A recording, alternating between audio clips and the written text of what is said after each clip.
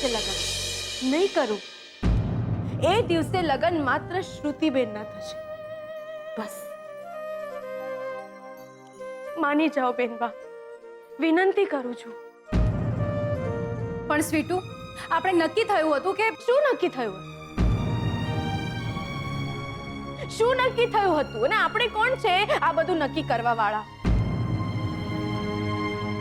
આ આપણા વડીલ છે શ્રુતિબેન, તમારા માં છે. તમે આમની વાત કઈ રીતે ના માનો? અરે પણ આપણા લગ્ન એક જ દિવસે થાય તો તકલીફ શું છે? છે મને તકલીફ છે, દુઃખ થાય છે મને કે મારા લીધે તમારા લગ્ન શા માટે અટકે. જો સ્વીટુ, મારી વાત નહીં શ્રુતિબેન, નહીં. આજે તમે કઈ ના બોલતા, આજે નહીં બોલતા.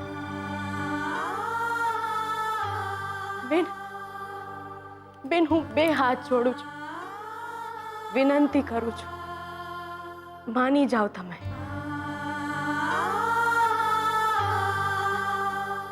બેન, દાદાજી મને દીકરી માને છે, એમનો પ્રેમ છે. મારો હક નહીં, વાલ છે એમનું. તમે સાચું કહેતા હતા, સાચું કહેતા હતા કે હું કોણ છું.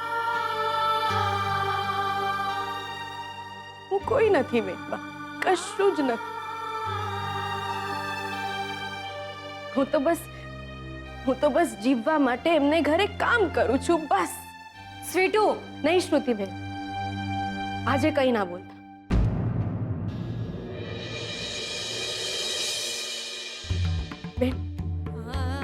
બેન માની જાઓ, દાદાજીને હું મનાવી લઈશ. તે દિવસે માત્ર શ્રુતિબેનના લગ્ન થશે. હા બેન, આમ જુઓ ને, હું માત્ર એટલું જ ઈચ્છું છું કે બધા સુખેથી રહે, ખુશ રહે, બસ. બેન, તમે ગુસ્સો ના કરો, તમે માત્ર લગ્નની તૈયારી કરો.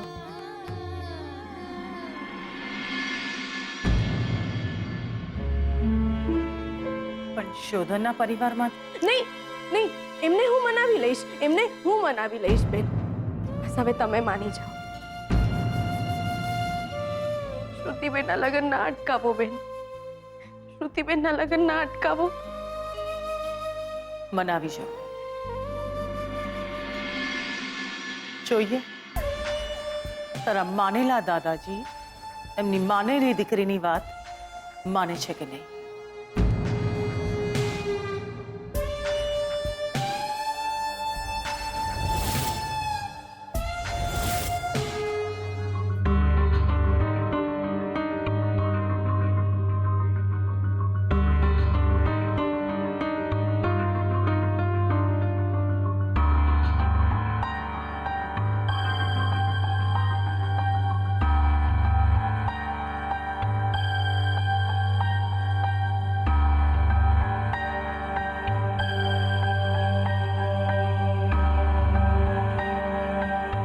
કાગળિયા ગમે ત્યારે આવે, પણ એવું માંજો લક્ષ્મી કે આજથી આપણા છૂટાછેડા થઈ ગયા. પ્રેમ હવે હું માત્ર શ્રુતિને કરું છું, સિવાય કોઈ નહીં.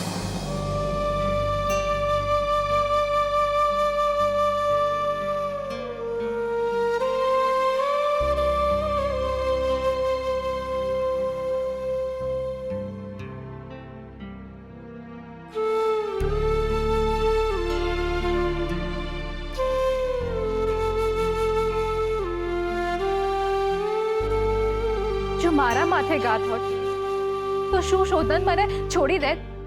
હું અને શોધન હંમેશા સાથે રહીશું. કોઈ પણ દુઃખ હોય, કોઈ પણ તકલીફ હોય, એના માથે મારો પ્રેમ હોવો જોઈએ, ઉપકાર નહીં. મારો જીવતર નર્ક થતા અટકાવ્યું એમણે. શ્રુતિબેને મને એમના ઘરે આશરો ના આપ્યો હોત તો આ આટલી મોટી દુનિયામાં હું ક્યાં જાત,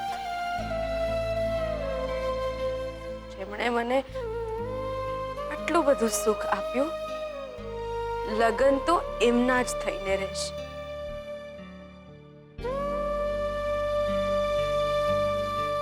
એમની ખુશીથી વધુ કશું જ નથી.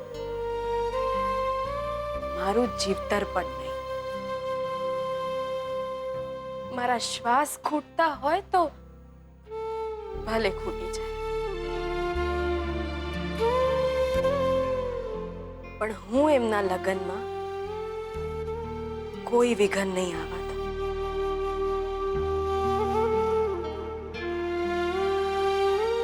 કોઈ વિઘન નહીં.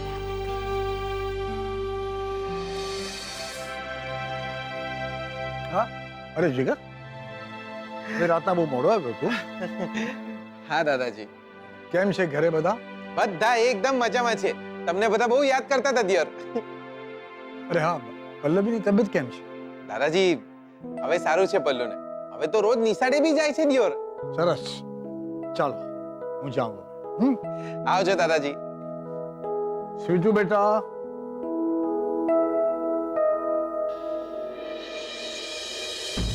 જી દાદાજી, તમે મને બોલાવી?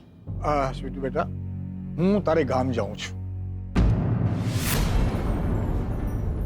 સાંજ સુધીમાં પાછો આવી જઈશ, ચિંતા નહીં કરતી. અરે પણ દાદાજી, તારા મામા મામીને મળવા જાઉં છું. એમને કહેવા માટે કે હું તને દત્તક લેવાનો છું.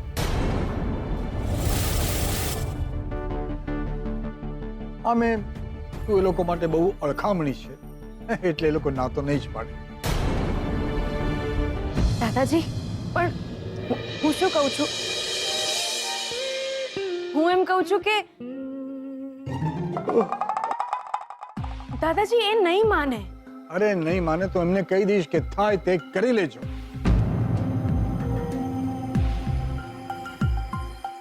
સામ દામ દંડ ભેદ બધું જ હું અજમાવીશ. તું બિલકુલ ચિંતા નહીં કરતી. નહીં દાદાજી, મારું એમ કેવું છે કે દાદાજી,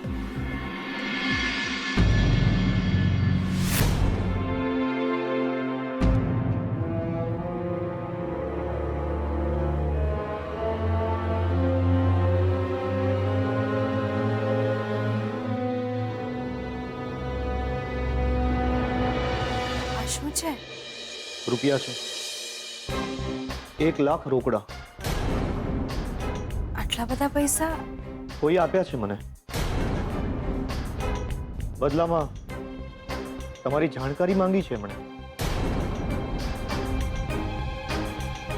તમારું નામ શું છે?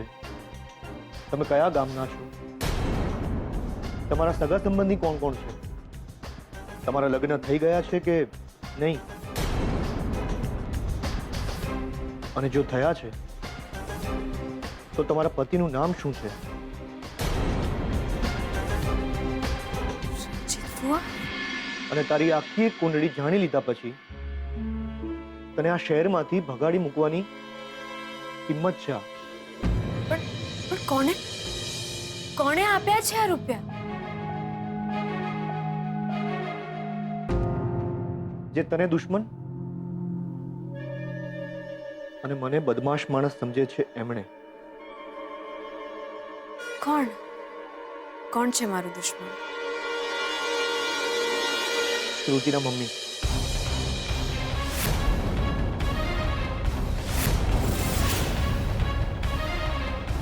એકચ્યુઅલી પહેલા 2-3 વાર એવું બન્યું છે કે મેં એમની પાસેથી પૈસા લીધા હોય અને એમનું કોઈને કોઈ કામ કરી આપ્યું હોય. કોઈની બાતમી આપવાનું, કોઈને હેરાન કરવાનું. એટલે કદાચ આ વખતે પણ એમને લાગ્યું હશે કે આ રૂપિયા આપીને મને ખરીદી લેશે. તો તમે આ બધું મને કેમ કહી રહ્યા છો? એટલા માટે કહી રહ્યો છું કે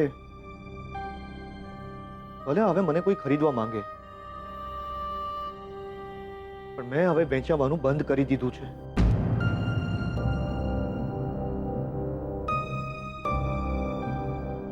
મારે આ રૂપિયાની કોઈ જ જરૂર નથી. તારે કદાચ જરૂર હશે તો રાખી લે.